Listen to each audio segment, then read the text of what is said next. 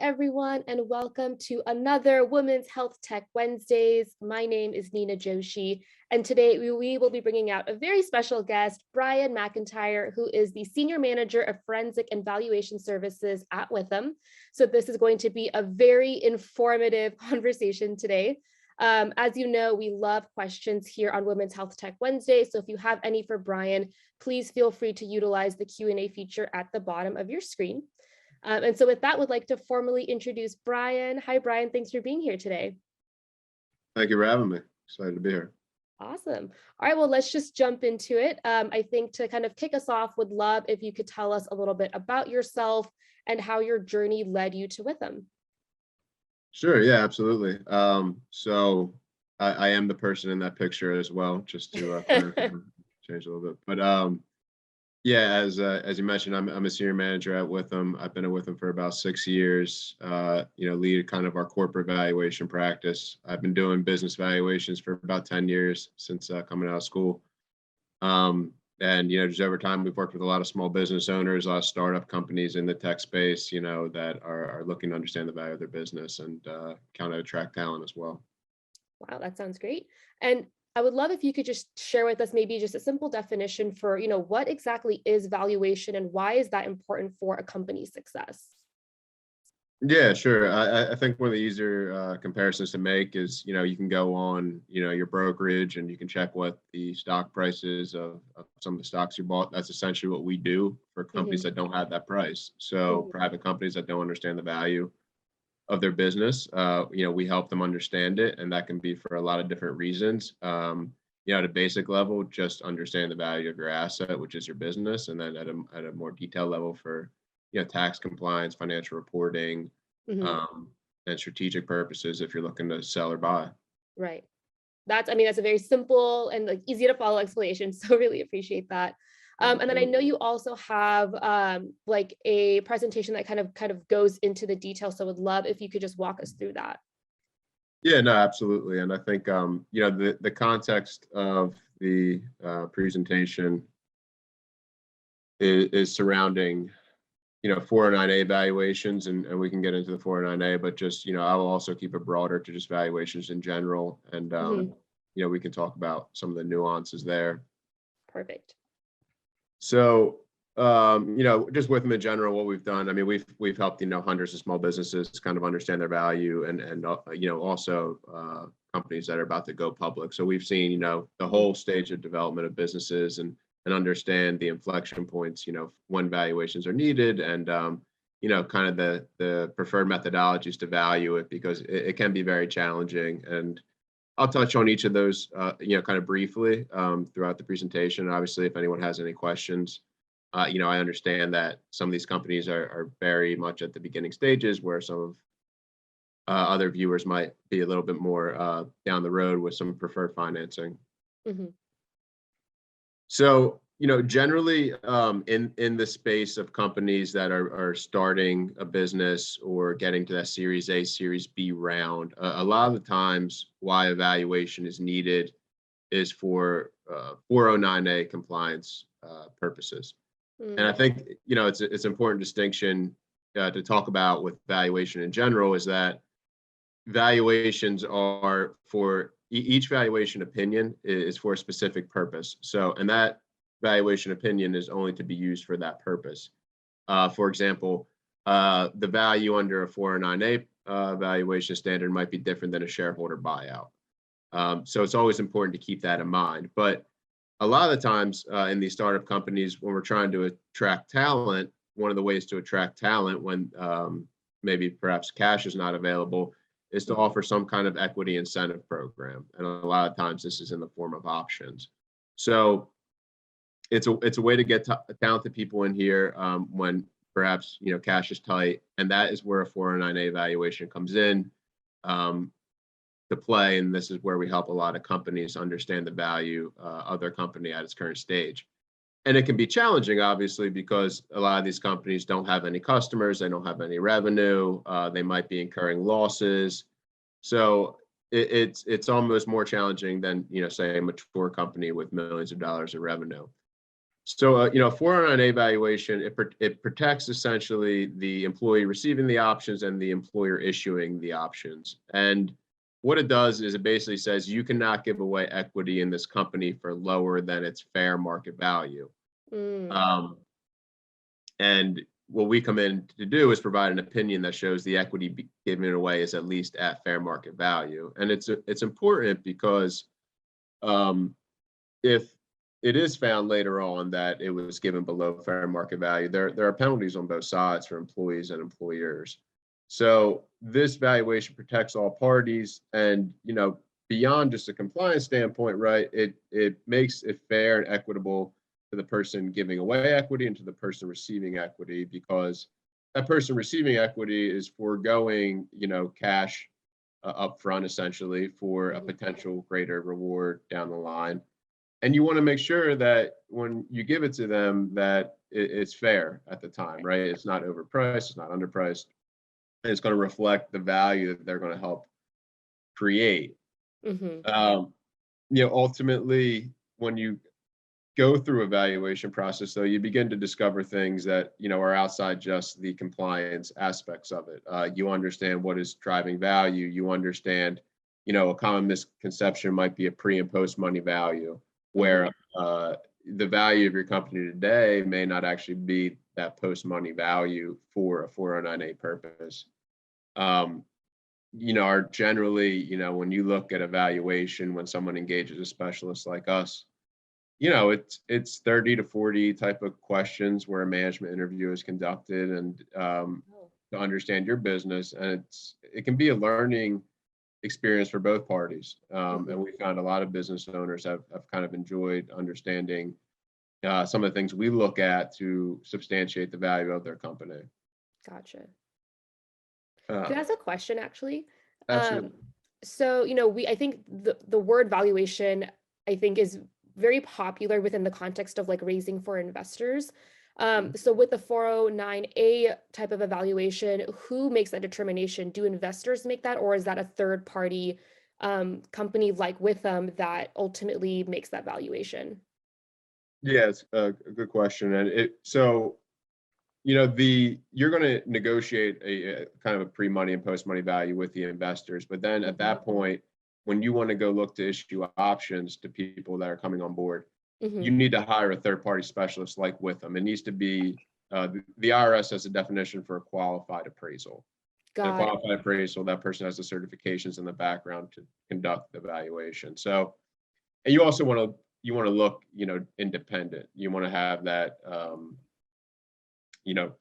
perception of independence. So it's pretty, the graphic at the bottom there, basically, when it's usually during a capital raise, and that's when the 409A valuations are formed. And that valuation is essentially good for 12 months unless, a material event occurs within the company.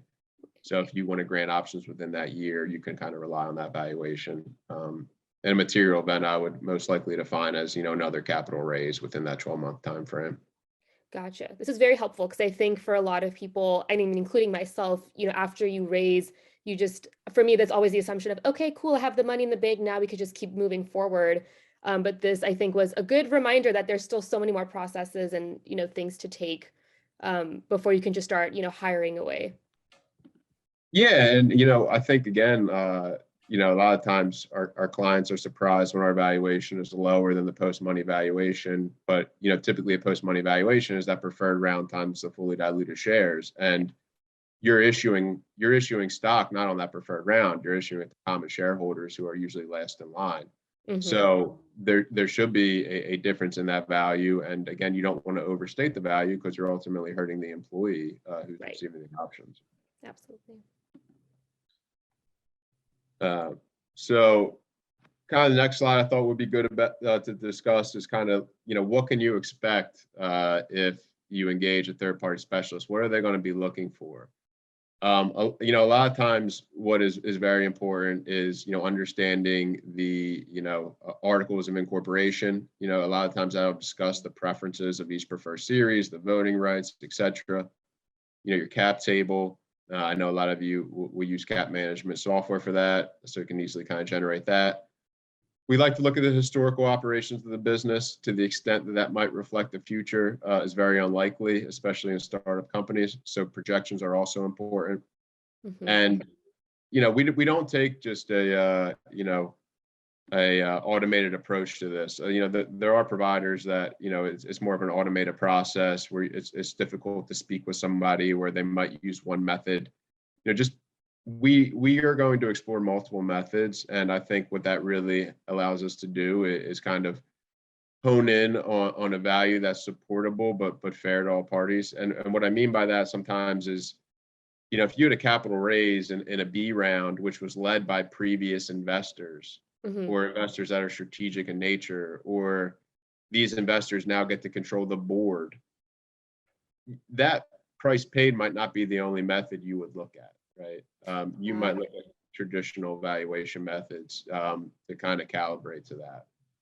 So those are some of the things. The other thing that I would point out here is, timing around liquidity events. So it's very important to understand, as a company progresses, if it gets closer to an IPO, in a best case scenario, just understanding, 1 to 2 years out, if that's being considered, because you do start to run into SEC issues. A lot of times what we'll see is, if you go out and you price your stock in an IPO at $10, but 6 months prior you issued options at $2, that can create an issue.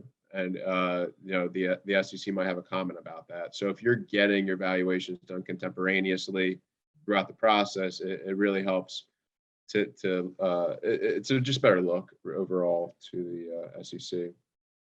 That makes a lot of sense. And this is something that needs to be issued every year, right? Because it's only valid for 12 months. So then after that, you just have to kind of get that reevaluated. Yeah, every 12 months. I mean, as long as you're looking to value options, again, I mean, if you think something substantial has changed within 6 months of your business and you're going to offer options, it's certainly worth talking to your, whoever you're using to see, their thoughts. We do a lot of that where, kind of just complimentary consulting as to, we're dealing with one right now where they did a capital raise about 6 months ago, and now they're looking to issue the options. And, with the market conditions, is the company really worth as much as when it did that raise 6 months ago? Answer is likely no. Right. So we're coming in there to support that theory. Right. I guess just, timing, how long can you expect this stuff to take? I usually say within 2 to 4 weeks, you can get a pretty good valuation in place. A lot of that, again, will depend on the timing of receiving the information and the management interview itself. But that's usually a general timeline that we tell clients.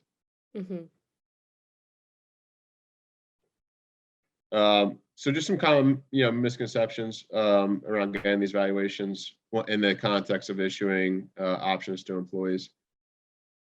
Certainly don't want to search for the lowest strike price. We get that a lot. If you, again, with the one SEC comment that I talked on earlier, two, this needs to be defensible. Again, there are penalties on both sides if it's found that it's under fair market value. So we don't want to get into a situation where we're just trying to make the value as low as possible. We need to have a defensible, qualified appraisal that can be supported if it's ever challenged. Right. The strike price does not have the strike price of the option. Again, just high level strike price is the price the employee could eventually buy the share of common stock at. That strike price just needs to be equal to fair market value of the stock. It doesn't need to be at it. So if you thought your company's stock was worth $2, you could certainly issue an option for $3. You just couldn't issue it below $2. Got it. And that they're not heavily scrutinized by the IRS. I think it's akin to filing your income tax returns yourself.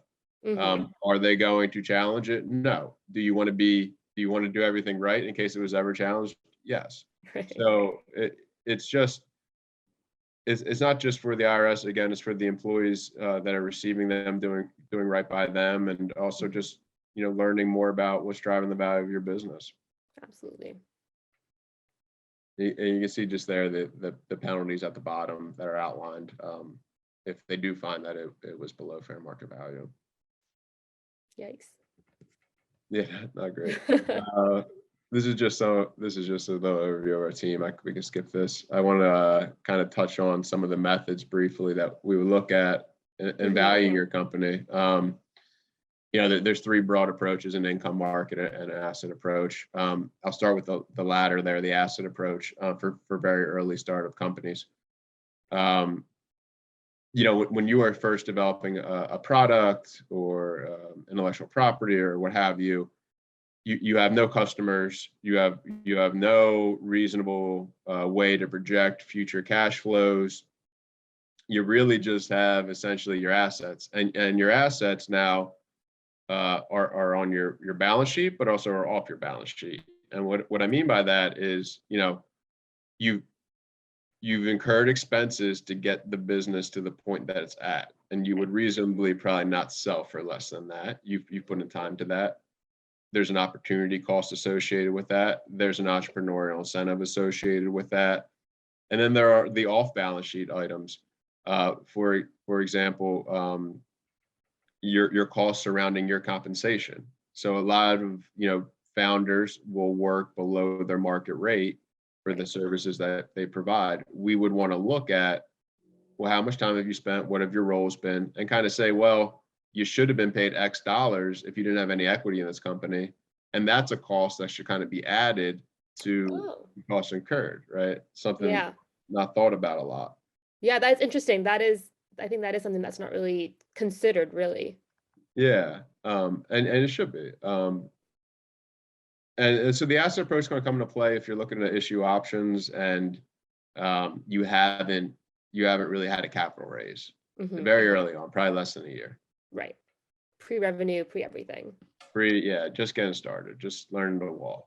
The market approach is going to reference, transactions of similar companies. It's going to look at the public markets to the extent it's comparable. And then it's also going to look at the internal transactions. So it really gets back to a capital raise and all the inputs associated with that. So if we raise a Series B, we're going to use certain methods to say, taking into account the different preferences of each class, what total equity value in my company gets me to that price paid by the B round. And that will provide us with a value on the common as a part of that. The income approach is, strictly kind of based upon the cash flows we expect to produce. So if we're at a point where the company is nearing profitability, we'll start to look at that more. One of the things we also like to get into is, well, what did you budget for, let's say we're doing something now. Well, what was your budget in 2021 and what did you actually do? So how confident can we be in your ability to forecast and meet projections, and what are the risks associated with that? Because, valuation is really just two components. It's benefit and risk. So it's the benefits you expect to receive, and it's the risk you think there is in obtaining those benefits. Right. So as a company matures, that risk decreases and the value, just all else equal, increases. Think about cash flows from Apple are going to be much safer than cash flows from a startup. And again, one of the final pieces here is that's important to talk about is discount for lack of marketability, right? So going back to the Apple example, when you have a share in Apple, I can go sell that right now while I'm doing this webinar and get my, cash equivalent value. If I own a common shares in a startup company, there's no active market for that. I cannot go and sell those today, if ever. And while I hold the shares, it's very likely that I'm not going to be getting dividends either. So my only liquidity comes from an exit event, essentially. And you want to be compensated for that lack of liquidity, right? Right. That's interesting. So that can be a very high number, but it is a number that will be, it's one of those inputs that is definitely going to be the one kind of scrutinized if it's ever looked at. But that can knock anywhere from 30 to 50% off the common share value in a very justified way. Again, if something's worth $1, but I can't sell it or realize it for 3 to 4 to 5 years, is it really worth $1 today? Yeah. Wow, that got very philosophical. That's very true though. Yeah, yeah. So always got to be considering that. It's definitely a big question we get all the time is, how did you come up with this? Hmm. So again, just important always to get kind of, I know I'm going all over the place on the slide, but the second bullet point, considering the liquidation preferences. Again, when you're a common shareholder, you're last in line. So you need to have a valuation that's taken into account the difference in these preferences of each stock. You have to have a provider that understands what they're reading, understands the terminology, um, and can really interpret what someone paid for, right? Again, a Class B shareholder paid for much more than perhaps maybe just a preference, right? Right. There might be intangible things. These are just, I guess, some testimonials that talk about how great we are and all the good work we've done. But I think we really enjoy doing this for companies. I think again, these are the type of companies that are creating jobs, that are innovating, that are kind of changing industry, so to speak. And it's always great to work with entrepreneurs that are excited about these businesses and helping them and seeing them grow. We've worked from companies from a seed startup to going IPO over a period of 4 to 5 years, and that's Wow. it's very exciting to see, right? And Mhm. to help them with. So Totally. always always happy to help. Awesome. Well, speaking of that, I know that we are about 6 minutes out and we have some questions for you from the audience. The first question is, can you do a 409A on an LLC? Yeah, absolutely. I mean, we usually what we see there given out is profit interest, right? Mhm. But it's the similar concept, with a profit interest, there's a hurdle, aka like a liquidation preference. So Gotcha. we're working with one right now, actually. In fact, so. Awesome. Awesome. Okay, good. So the answer is yes. And I know you kind of mentioned this a little bit earlier, but just wanted to reiterate because there was another question.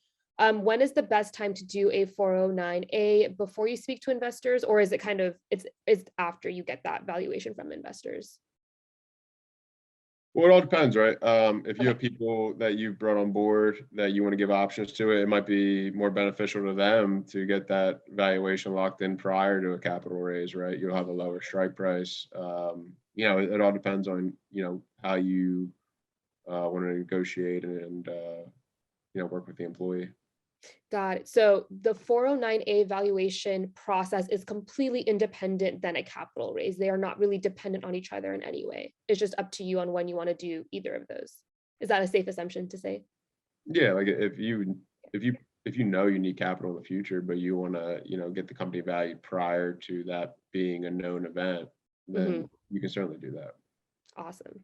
Would love to learn from you, when you've kind of mentioned like over undervaluating and kind of how that can affect a business.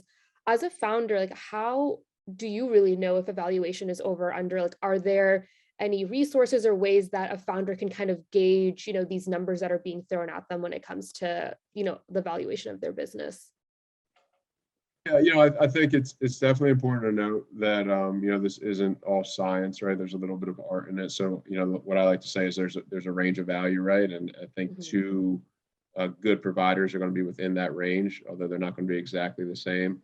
What we do, that we don't see a lot of other providers doing, is we look at pre-money valuations on similar companies at the same seed stage, for example, right, and see what those Mhm. pre-money and post-money values look like.